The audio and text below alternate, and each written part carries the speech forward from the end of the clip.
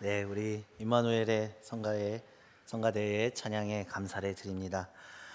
할렐루야. 네, 오늘은 요한복음 3장 6절에서 15절 말씀으로 대림절 예수님이 오신 이유 그 두 번째 시간으로 기적입니까? 예수입니까? 라는 제목으로 하나님의 말씀을 전하고자 합니다. 우리는 지금 대림절 둘째 주일, 예수님이 오심을 기다리는 두 번째 주일을 보내고 있습니다. 이 절기에 우리는 예수님이 누구이신지, 예수님이 오신 이유가 무엇인지, 예수님은 어떤 이유로 이 땅에 오셨는지에 대해서 살펴보고 있습니다. 지금 그 두 번째 시간인데요. 오늘 말씀에서도 본 것처럼, 그리고 지난 시간에도 본 것처럼 니고데모와 예수님과의 대화는 예수님이 이 땅에 오신 이유를 설명하는데 굉장히 중요한 본문입니다. 그래서 니고데모의 이 대화의 본문을 우리가 깊게 살펴보더라도 보면 이 예수님이 오신 이유에 대해서 우리가 짐작할 수 있다는 거예요.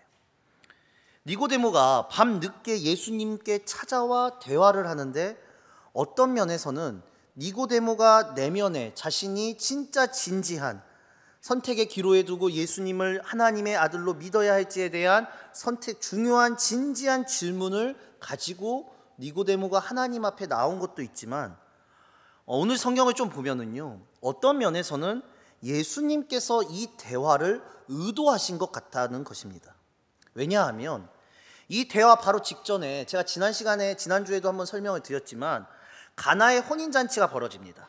여기서 아무도 모르게 물이 포도주로 바뀌는 기적을 행하시죠. 이건 하인들밖에 모르는 기적들이었습니다. 그리고 나서 그 이후에 성전 정화를 하시면서 여러 표적들을 행하세요. 이러한 표적들로 인해서 이스라엘의 수많은 사람들에게 알려져서, 특별히 바리새인들에게 예수님을 반대했던, 제가 지난 시간에 말씀드렸지만 아직은 반대하는 세력들이 아니었지만 반대하게 되는 바리새인들의 주목을 받게 되는 거죠.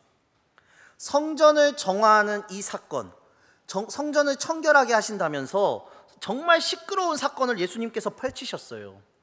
그런데 이 시끄러운 사건을 펼치시고 예수님은 도망치지 않으셨습니다. 도망치지 않으시고 오히려 더 많은 표적들과 기적들을 행하시는 거예요. 그 표적들과 기적들을 보는데 바리새인들 또 여러 사람들이 그 기적들이 심상치 않다라고 보여지는 거거든요. 이 니고데모와 다른 사람들이 볼 때는 이 기적들이 쉽게 넘겨버릴 기적들이 아니라 그들이 보기에는 하나님이 보내시는 이가 행하신 표적처럼 보였다는 거예요. 기적처럼 보였다는 거예요. 예수님이 행하시는 이 기적들이 하늘에 계신 하나님께서 주신 능력으로 행하신 표적처럼 보여졌다는 겁니다. 그러니까 이 말이 퍼져나가도록 예수님이 의도적으로 표적을 행하신 것 같아요. 무엇인가 오늘 이 니고데모의 의도도 있고 예수님의 의도도 있기 때문에 이 니고데모와 예수님의 말씀을 보고 있으면 예수님께서 무슨 중요한 이야기를 지금 우리에게 하고 싶다라는 내용이 숨겨져 있다는 겁니다. 단순히 니고데모의 진지한 질문, 지난 시간엔 니고데모의 진지한 질문만을 얘기했다면 오늘은 예수님이 이 대화를 하시는 의도에 대해서 보려고 해요. 예수님이 왜 이 대화를 하셨을까? 이때 니고데모가 찾아오거든요. 그러니까 이 니고데모도 실제로 이 표적, 기적 앞에서 예수님을 진실되게 알고 싶어하는 사람이에요. 예수님이 행하신 표적과 기적을 보면서 예수님이 어떤 분인가를 진실되게 알고 싶어요. 그래서 이 니고데모가 지난주에도 말씀드렸다시피 예수님을 랍비라고 부르거든요. 랍비라고 불릴 수 없는 예수님에게 정중하게 하나님이 보내신 자람을 인정하며 랍비여라고 질문하는 거예요. 정중하게 말하거든요. 그런데 이 결론적으로 지난주부터 말씀드리면 니고데모는 지금 예수님하고 논쟁하고 싶어서 얘기하는 것이 아니에요. 자기가 본 표적과 기적들이 하늘에서 내리는 표적과 기적들이 맞는데 도대체 그 표적, 기적의 의미가 무엇이고 예수님 당신은 하나님이 보내신 분이 맞느냐라는 자신 내면의 가장 진지한 질문을 진실되게 하고 있어요. 그런데 이 질문의 대답을 니고데모가 계속해서 예수님의 말을 못 알아듣습니다. 사랑하는 성도 여러분, 사람이 말을 했는데요, 못 알아들으면은요 그 사람하고 더 대화하고 싶지 않잖아요. 내가 계속 얘기하는데 내 말을 못 알아들으면 이야기를 하기가 싫습니다. 그런데 예수님은요 못 알아듣는 니고데모에게 하고 싶은 말씀이 있으시니까 계속해서 이야기하시는 거예요. 계속해서 말씀하시는 거예요. 니고데모도 지금 마음에 걸림이 있어요. 자기가 자신이 늘 갈망하던 하나님 나라에 갈 수 없다고 예수님께서 지금 앞에서 말씀하시거든요. 니고데모 앞에다가 두고 예수님 뭐라 그러면 너 하나님 나라에 갈 수 없어 라고 얘기하니까, 거듭나지 않으면 하나님 나라에 갈 수 없어 라고 얘기하니까, 유대인들에게 있어서 하나님 나라는 정말 중요하거든요. 신앙에 있어서 제일 중요한 곳인데 갈 수 없다고 하니까 니고데모는 더 알고 싶은 거예요. 왜 나를, 유대인의 지도자인 내가 하나님 나라에 갈 수 없다고 하는 거지? 사랑하는 성도 여러분, 15절에도 나오지만 거듭남, 영생이라는 단어는요 교회에서 같은 단어입니다. 성경에서 같은 의미로 쓰입니다. 영생과 거듭남을 오늘, 그래서 우리가 이 말씀을 살펴봄으로 인해서 예수님이 오신 이후에 그 의미를 알 수 있어요. 그 핵심 키워드가 영생과 거듭남이에요. 그런데 이 거듭남에 대해서 니고데모라는 사람은 조금 다르게 이해했다고 이전에 말씀드렸습니다. 거듭남이라는 말의 뜻이 다시라는 뜻이 있기 때문에 다시 태어나려면 어머니의 뱃속에 들어갔다 나와야 하나라는 생각을 니고데모가 했었었죠. 근데 제가 지난 시간에도 말씀드렸지만 이러한 해석, 어머니 뱃속에 들어갔다 나와야 하나라는 해석은 땅에 속한 사람들, 육에 속한 사람들은 이렇게밖에 생각할 수 없는 한계예요. 즉 우리의 한계는 이 정도밖에 안 돼요. 우리의 지식의 한계는 이 니고데모의 한계와 동일하다는 거예요. 우리 사람들이 이 한계를 가지고 삽니다. 아무리 잘난 사람이든 아무리 똑똑한 사람이든 이 한계를 벗어날 수 없어요. 우리가 가지고 있는 사람의 생각이라는 것은요 시간과 공간에 갇혀 있거든요. 갇혀 있다는 게 무슨 말이냐면, 내가 이해하고 내가 생각하는 것이 합리성만 가지고 이해하고 생각해요. 이게 무슨 말이냐면, 쉽게 말씀드릴게요. 나라는 사람, 모든 사람들은요 자신이 살아본 방식과 경험에 의해서만 이해해요. 내가 본 것만 이해하고 내가 들은 것만 이해하고 내가 경험한 것만 이해할 수 있어요. 이게 육적인 사람의 한계라는 거예요. 우리의 한계는 이거예요. 그런데 하나님은 어떻게 일하시냐면, 하나님의 일하시는 방법은 과거, 현재, 미래에 동일하게 일하시는 분이에요. 시간에 갇혀 있지 않으신다는 거예요. 이게 무슨 말이냐? 제가 쉽게 말씀드리려고 최대한 노력했는데, 2000년 전에 십자가의 사건은 이미 일어난 사건이에요. 과거에. 그렇잖아요. 예수님이 십자가에 달리신 사건은. 그런데 그리고 나서 우리가 태어났죠. 죄인인 우리가 태어났습니다. 현재. 그런데 이 죄인인 우리가 살아가는 데 있어서 2000년 전에 예수님의 십자가 사건이 지금 나한테도 유효한 사건이 되는 거예요. 이게 하나님 일하심이거든요. 그리고 미래에도 이 십자가 사건은 유효해요. 과거에 있었던 일이 현재와 미래에 연결이 된다고요. 이게 하나님의 능력이에요. 하나님은 시간에 닫혀 있으신 분이 아니라 과거가 현재가 되고 현재가 미래가 되고 미래가 현재가 되는 것이 하나님의 능력이자, 이것은 사람이 도저히 이해할 수 없는 하나님의 방식이에요. 우리가 이걸 이해하지 못해요. 이걸 이해하지 못하니까 신앙이 이해되지 않는 거예요. 그러니까 우리는 니고데모처럼 생각할 수밖에 없어요. 하나님의 나라를 이해하는 데 있어서, 하나님의 방식을 이해하는 데 있어서 우리가 왜 힘드냐, 어렵냐, 우리는 그런 생각하거든요. 어느 순간 예수님이 딱 하고 나타나서 하나님 나라는 이렇게 돼 있어 라고 얘기해 버렸고 딱 그것이 이루어졌으면 좋겠는데, 인간이기 때문에 그렇게 안 일어나거든요. 그런데 사실 하나님께서는 한 번에 딱 하고 이것을 가르쳐 주셨어요. 가르쳐 주셨는데 우리가 이걸 보지 못하고 이해하지 못하고 생각하지 못하는 거예요. 인간의 한계이기 때문에. 예수님이 직접 오셨어도 그 뜻을, 큰 뜻을 보여주시더라도 알지 못하고 보지 못하고 깨닫지 못하는 거예요. 사람이라는 게. 정말 쉽게 예를 한번 더 드리겠습니다. 어려웠기 때문에. 세계적인 피아니스트가, 세계 1위의 피아니스트가 지금 우리에게 명곡들 피아노를 가르쳐 준다면 우리가 피아노를 잘 칠까요? 못 칠까요? 안 되죠. 못 쳐요. 아니 도레미파 솔라시 도도 모르는데 세계적인 피아니스트가 와서 아무리 거장들 곡을 알려준다고 해서 우리가 배울 수 있겠습니까? 안 되잖아요. 이런 거예요. 이 거듭남이라는 것 자체가 다시가 아니라 여기엔 다른 뜻이 있다고 제가 말씀드렸습니다. 지난주에. 혹시 기억나십니까? 지난주 말씀이 위로부터, 처음부터, 근원부터라는 뜻이 거듭남의 의미예요. 그러니까 예수님은 곧 거듭남의 의미로 다시 시작하되 몸에 들어갔다 나와서 시작하는 다시가 아니라 위로부터 오는 하나님의 능력으로 처음부터 근원부터 예수께서는 우리를 바꾸실 것이다 라고 얘기하신 거예요. 이게 거듭남의 의미거든요. 그런데 이게 니고데모 사람에게 있어서는 정말 어려운 답인 거예요. 그러니 이 질문 아직도 이해 못하고 있는 니고데모에게 오늘 본문을 통해 예수님은 더 깊게 설명하십니다. 자, 여기 한번 보실게요. 6절에서 8절입니다. 우리 6절에서 8절 말씀 우리 다 함께 읽겠습니다. 시작. 육으로 난 것은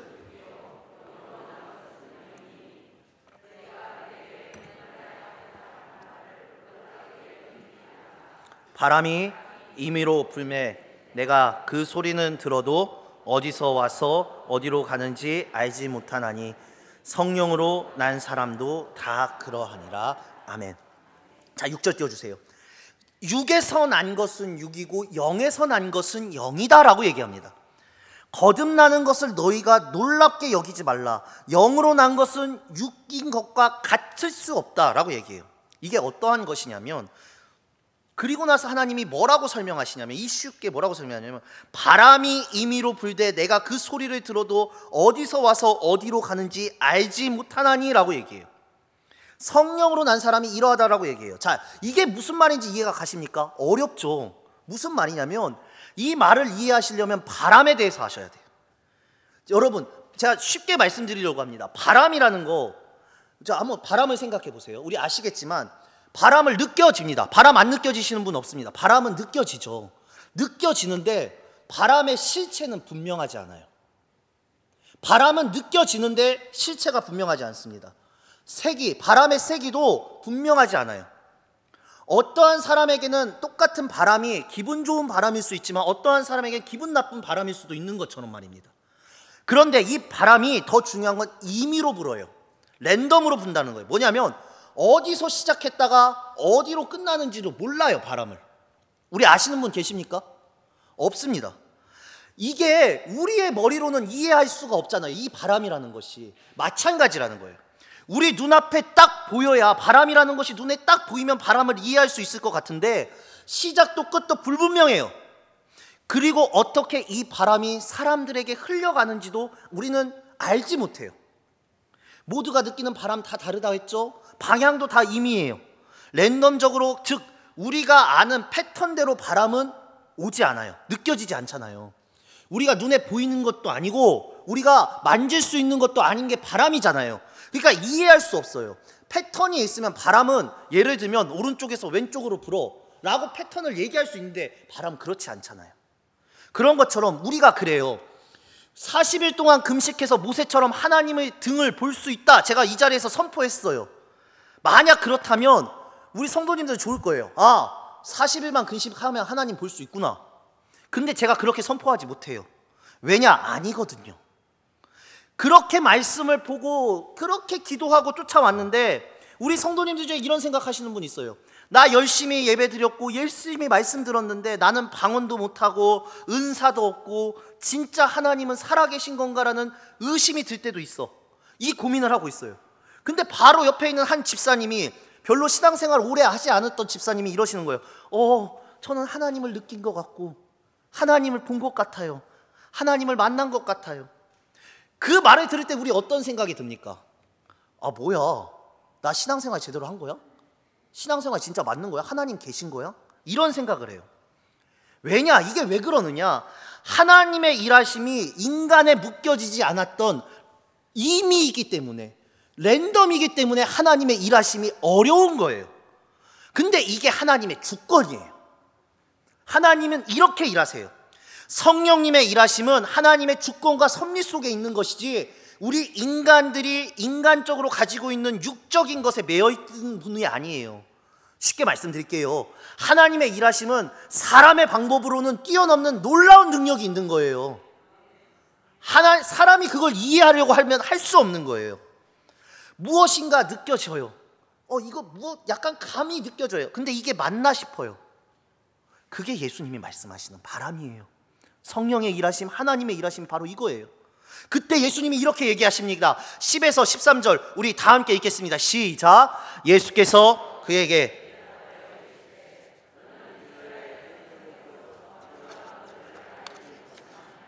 진실로 진실로 내게 이르노니 말하고 본 것을 증언하노라. 그러나 너희가 내가 땅의 일을 말하여도 너희가 믿지 아니하거든. 하물며 하늘의 일을 어떻게 믿겠느냐. 하늘에서 내려온 자 곧 인자 외에는 하늘에 올라간 자가 없느니라. 아멘. 자, 10절 보실게요. 예수님 지금 이렇게 얘기하세요. 니고데모 너는 이스라엘 선생으로 이것도 몰라? 라고 책망하세요. 이 예수님의 말을 바꿔볼게요. 뭐라고 하면 너는 이스라엘 선생이라는 사람이 도대체 뭘 가르친 거야? 라고 지금 화내시는 거예요. 나한테 지금 들은 이런 걸 가르쳤어야지 라고 책망하시는 거예요. 이 말씀이 저한테 어떻게 받아들여지냐. 너는 선생이라며, 너는 목사라며, 너는 신앙인이라며 이런 것들은 당연히 알아야지 라고 지금 예수님이 우리한테 말하는 거예요. 너가 신앙인인데 이것도 몰라라는 책망의 목소리가 지금 들리셔야 되는 거예요. 지금 이 어려운 말씀을 들으면 우리 성도님들 힘드실 수 있는데 제가 설교를 들으면서 제가 하나님한테 이런 말씀을 들은 것 같아요. 하람아, 네가 목사라면 예수가 주임을 선포하고 네가 목사라면 예수가 생명이심을 설교해야 되는 거야. 저는 하나님한테 이런 음성을 듣는 것 같아요. 이게 당연한 거잖아요. 우리가 신앙인이라면, 우리가 성도라면 예수가 주임을 선포하는 것이고 우리가 신앙인이라면 예수가 생명임을 선포해야 되는 거예요. 지금 이걸 말씀하세요. 네가 니고데모 선생이라면 당연히 너가 이스라엘에게 이것을 가르쳤어야지 왜 지금 그러지 못하냐고 예수님이 말하고 책망하신다는 거예요. 그럼 이 책망하시는 이유를 한번 보자고요. 왜 책망하시느냐? 예수님께서는 지금 이렇게 말씀하시는 거예요. 예수님은 하나님의 나라를 보신 분이에요. 하나님하고 같이 계셨죠. 하나님의 섭리를 알고 계시는 분이니까 설명할 수 있어요. 하나님 나라 당연히 보셨으니까 예수님께서 대답하셨을 때 뭐라고 얘기하냐면 나라고 얘기하시는 것이 아니라 우리는이라고 얘기해요. 말씀 띄워주시겠습니까? 나라고 얘기하시는 게 아니라 우리는이라고 얘기해요. 여기서 우리가 뭐냐면요, 이사야서 53장 1절에서 2절까지의 말씀입니다. 우리 다 함께 읽겠습니다. 53장 1절에서 2절 화면에 나와 있습니다. 시작. 우리가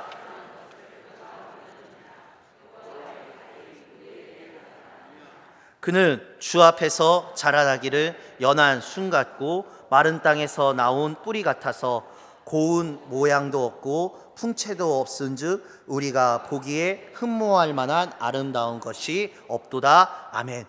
자, 2절은요 예수님이 고난당하시는 걸 말씀하고요. 1절 띄워주실래요? 1절은요 1절에서 시작이 우리가 전한 것이라고 얘기해요. 여기서도 우리, 오늘 본문에서 예수님도 우리라고 얘기해요.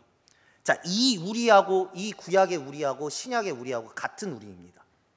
오늘 이걸 보실 건데 이 여기서 말하는 우리라는 건 하나님의 복음을 전하는 모든 자들을 통틀어서 얘기하는 거예요. 예수님께서 지금 쉽게 말하면 구약 시대 모든 사람들이 하나님의 증거하심을 받다 이거예요. 우리로 말하면 우리는 성경의 말씀을 통해 하나님의 일하심을 깨우친 사람이라는 거예요. 근데도 예수가 다가 아니고 예수가 생명이 아니라고 생각한다면 그것이 잘못되었기에 예수님께서 니고데모를 지칭하시면서 지금 책망하시는 거예요. 구약을 통해, 성경을 통해 하나님의 역사하심을 받는데 너는 왜 그것을 이스라엘에게 말하지 못하였느냐? 하나님 지금 그러는 거예요. 우리 세상 사람들이 우리들에게 이렇게 질타합니다. 도대체 왜 성경을 보냐고요? 우리 역사도 모르면서 왜 성경을 봐? 그러면 우린 뭐라고 대답해야 됩니까? 우리가 성경을 보는 이유에 대해서 대답해 주셔야죠. 우리가 성경을 보는 이유는 단순하게 이스라엘 역사를 배우기 위해서 성경책을 보는 게 아닙니다. 하나님에 대해서 보여주고 들려주신 이야기, 그 역사가 성경에 기록되어 있기 때문에 하나님을 보기 위해 우리는 성경을 보는 것입니다. 다시 본문 11절 띄워주세요. 11절을 보면 마지막에 증언이라고 얘기해요. 증언. 이 증언의 뜻은 행하여진 증거를 얘기해요. 그러니까 무슨 말이냐, 이미 구약 성경, 우리 성경의 말씀을 통해 행하여진 증거가 성경을 통해 수많이 보여지고 있다는 거예요, 우리 성도님들한테. 그런데 이 수많은 이야기들을 알고 있는 너가 거듭남에 대해서 이해하지 못하느냐 책망하고 계세요. 그럼 우리도 이제 알아야죠. 우리 이제 알아야 된다는 거예요. 거듭남에 대한 의미, 하나님 앞에서 예수로 다시 살아가는 의미가 무엇인지를 이 대림절에 아셔야 된다는 거예요. 그러면서 13절에서 15절이 뭐라고 말씀하시느냐 중요합니다. 우리 13절에서 15절 같이 읽겠습니다. 시작. 하늘에서 내려온 자 곧 인자 외에는 하늘에 올라간 자가 없느니라. 모세가 광야에서 뱀을 든 것 같이 인자도 들려야 하리니 이는 그를 믿는 자마다 영생을 얻게 하려 하심이라. 아멘. 자, 13절이에요. 모세가 광야에서 뱀을 든 사건, 이게 땅의 사건입니다. 이 땅의 사건을 통해 예수님께서 십자가에 매달리실 줄을 미리 알려주셨어요, 하나님은요. 이게 출애굽기 민수기에 일어나는 일화거든요. 모세가 광야에서 뱀을 든 사건이 믿겨져야 예수님께서 십자가에 달리신 사건이 믿겨진다는 거예요. 쉽게 말해서 성경의 내용을 믿어야 예수가 보인다는 겁니다. 모세가 뱀을 든 사건이 민수기 21장의 얘기거든요. 근데 그 민수기 21장 제가 간단하게 말씀드리면 이스라엘 백성들이 하나님 말씀을 듣지 않고 불순종해요. 그래서 하나님과의 관계가 끊어져 버렸어요. 그때 하나님이 뭘 하시느냐? 불뱀을 보내세요. 불뱀을 보내서 이스라엘 백성들이 다 물어서 죽이어서요. 불뱀의 독이 다 퍼지고 있을 때, 불순종으로 인해서 죽어가고 있을 때, 죄로 인해서 죽어가고 있을 때 하나님이 뭐라고 말씀하시느냐? 장대에 매달린 뱀을 보면 산다고 얘기해요. 이해 가세요? 뱀의 독이 퍼지고 있는데 뱀을 봤다고 어떻게 독이 사라져요? 믿을 수가 없는 거죠. 근데 믿고 바라본 사람을 하나님은 살리신 거예요. 죄에 죽어가는 거, 우리 다 죄로 인해 죽습니다. 죄로 인해 죽어가는 것은 살 방법이 없어요.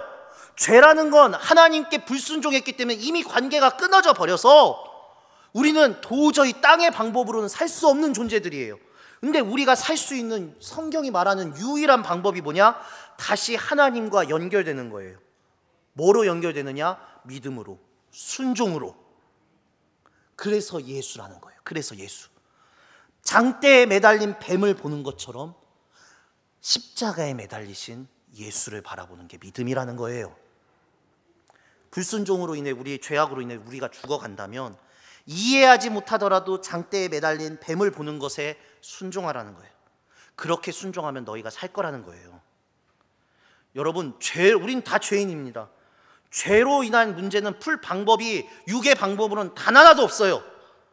그렇다면 뭐예요? 하늘의 일로 오신, 그것을 보여주고 사신 예수님이 이해가 되지 않더라도 믿고 순종하고 바라보고 쫓을 때 우리는 생명으로 살 수 있다는 겁니다. 자, 15절이 이렇게 얘기해요. 이는 그를 믿는 자마다 영생을 얻게 하려 하심이라. 예수 그리스도를 믿는 자마다 살 것입니다. 놋뱀을 믿음으로 바라보는 자가 살았던 것처럼 예수를 믿음으로 바라보는 자가 영원히 사는 것입니다. 하늘의 표적으로 온 예수님을 바라보는 자가 거듭나는 거예요. 다시 새롭게 되는 거예요. 그래서 성령의 은혜가 아니면 우리는 예수님을 주라고 고백할 수가 없는 거예요. 표적이 예수라면 예수를 믿는 건 기적입니다.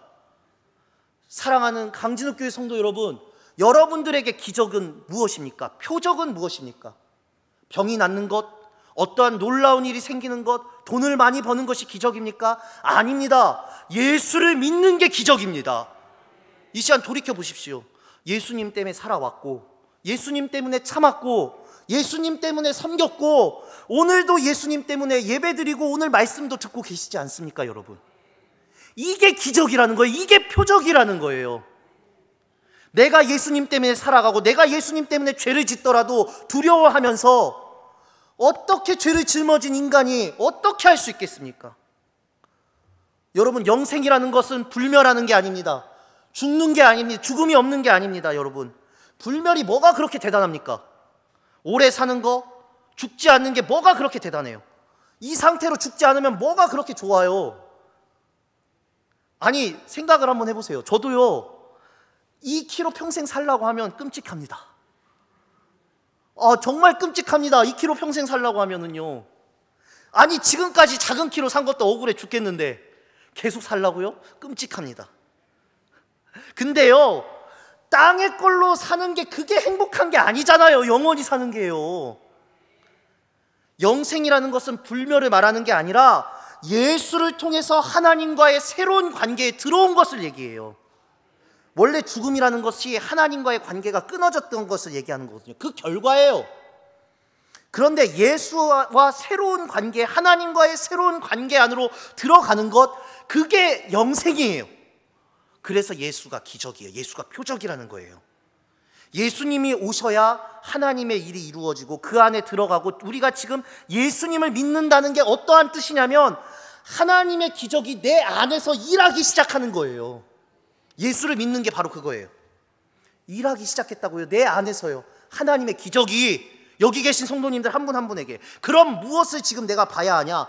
지금 나라는 존재가 예수를 진심으로 믿느냐? 그렇다면 그것이 기적이고 그것이 기쁨이고 예수님이 표적인 것입니다. 예수님 믿고 기도했더니 부자가 됐다, 예수님 믿고 기도했더니 건강해졌다, 이런 것들이 표적이 아니라 진짜 표적은 예수님이 나라는 존재를 이끌어 가신다라는 거예요. 그게 기적이에요. 지금 내가 아무리 어려워도 힘들어도 지친 삶을 살더라도 버티고 염려 없이 살아갈 수 있는 게 무엇이냐? 하늘의 일을 시작하신 그 분께서 나를 이끌어 가시는 것을 알기 때문에 내 안에 영생이 시작되었고 하나님과의 영원한 관계로 들어가고 있음을 내가 알기 때문에 내가 낙심하지 않고 살아갈 수 있는 거예요. 그래서 우리가 버티고 가는 거예요. 예수가 내 안에서 시작한 영생과 거듭남, 다시 시작하시는 일들이 어떻게 예수 안에서 이루어지고 마무리되어지는가를, 보여지는가를 우리는 이제 알고 있기 때문에 표적 대신, 기적 대신 예수님이 절대 꺾이지 않고 나를 일으켜 세워 주실 거구나, 그 믿음 갖고 우리는 살아가셔야 되는 거예요. 니고데모가 그런데 이걸 이해하지 못하고 예수님한테 다른 말하고 있는 거거든요. 그러니까 예수님 마지막에 이렇게 얘기해요. 하늘의 일을 이해하는 자, 성령으로 난 자는 이와 같다.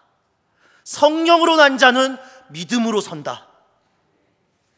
사랑하는 강진욱교회 성도 여러분, 마지막으로 묻겠습니다. 예수님을 진심으로 믿으십니까? 다시 한번 물어보겠습니다. 지금 예수님을 진심으로 믿고 계십니까? 아멘이십니까? 그렇다면 여러분들 기적을 체험하셨습니다. 기적을 경험하셨습니다. 그 기적 가운데 살아가시길 간절히 소망합니다. 그러면 여러분들의 인생 가운데 예수님을 통한 놀라운 일들이 벌어지게 될 것입니다. 다시 위로부터, 다시 처음부터, 다시 근원부터 예수와 함께 시작하자. 기도하시겠습니다.